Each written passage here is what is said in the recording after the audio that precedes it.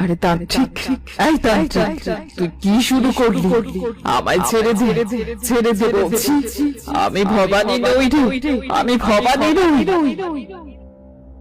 তাহলে তুই বল, তুই কে? আমি এক পিশাচ, এই গ্রামে অনেক দিন ধরেই বসবাস করে আসছি। বাকি সমস্ত ঘটনা তো তোরা জানিস। তাহলে তুই কি এই গ্রাম ছেড়ে কখনো যাবি না? তোর এই অভিশাপ এই গ্রামের উপরে সারা জীবন থাকবে। না না, আমি চলে যাব। আমি এই গ্রাম ছেড়ে সারা জীবনের জন্য চলে যাব।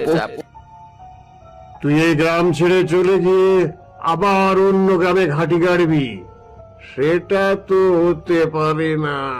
তোকে তোকে আমি ভস্ম করে দেব। দাঁড়া।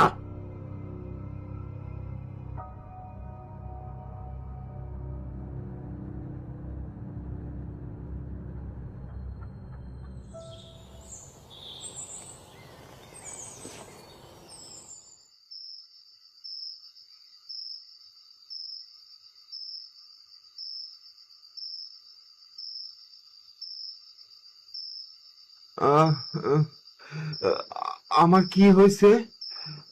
আমার মাথাটা কঠিন ধইরা আছে। আহ, বাইরে মনে হইতাছে সন্ধ্যা হইয়া গেছে। তোরা এখনো দরজা বন্ধ করলি না? আর দরজা বন্ধ করতে হবে না রে, আমরা যে সমস্যার সমাধান করে ফেলেছি। সমস্যার সমাধান মানে? তান্ত্রিক বাবা এখানে কেন? তোমার জন্যই তো ছুটে আসতে হলো বিক্রম। তুমি কেন সেই রাতে তোমার স্ত্রীর ডাকে সাড়া দিতে গেলে? এই রাইতে কি হয়েছিল আমার? কিছু মনে পড়তেছে না। আমার কি হয়েছিল? সেসব কথা পরে হবে, শুধু এটা জেনে নাও, আর কোনো ভয় নেই। এই গ্রামে আর সন্ধে হলে কেউ কোনো ডাক শুনতে পাবে না। আপনাকে অনেক ধন্যবাদ তান্ত্রিক বাবা। আজ আপনি না থাকলে আমাদের এই গ্রাম অভিশাপ থেকে কোনো দিন মুক্তি পেত না। এটাই তো আমার কাজ। অনেক আগে যদি জানতাম তাহলে এত কিছু ঘটে যেত না। যাই হোক, আমি তাহলে আজকে আসি।